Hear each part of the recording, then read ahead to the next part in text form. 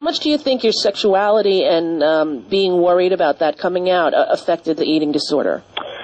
I think that it made it worse at a time when I was very vulnerable because, Ally McBeal, getting that job should have been the happiest moment of my life, and instead I was terrified from the second that I stepped on the set. I was terrified that people would discover that I was gay because, there weren't any lesbian leading lady actresses ever. Right, and I didn't think that I could... Well, and you were playing a sex symbol. It's not like you're, a rock star, a comedian, KD, Ellen, Melissa. It's different than being a sex symbol. You are a sex symbol, right? Right. It is definitely different when you have to convince people that, you're falling in love with your male co-star. It somehow is hard for...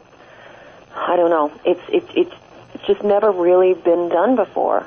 It's never, people have been struggling with coming out if they're in that kind of role.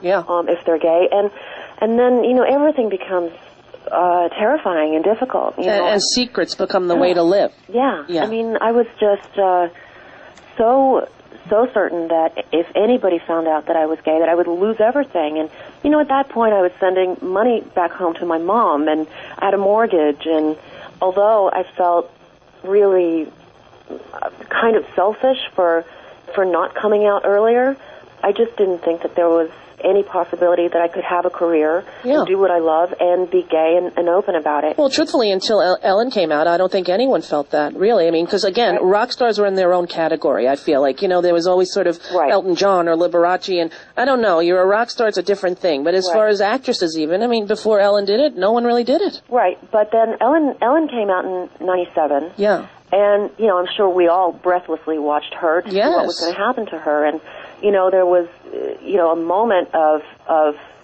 excitement about it, but then she lost her sitcom like 3 months later. Yeah, there was a tremendous backlash price she had to pay, and it was terrifying for everyone else who was gay and worried about what would happen to them. Right. Yeah. It was a terrifying time. And, I mean, I started the show in 98, and I thought, well, if someone as charming and wonderful as Ellen can't do it, there's no in hell I can begin my career as a lesbian and expect to keep working. And, it was a really, really scary time. And I think that because of holding that secret in, I mean, you know what it's like. It feels awful. It's toxic, yes. It is toxic, and it makes you very sick and very afraid, and it's just a horrible way to live.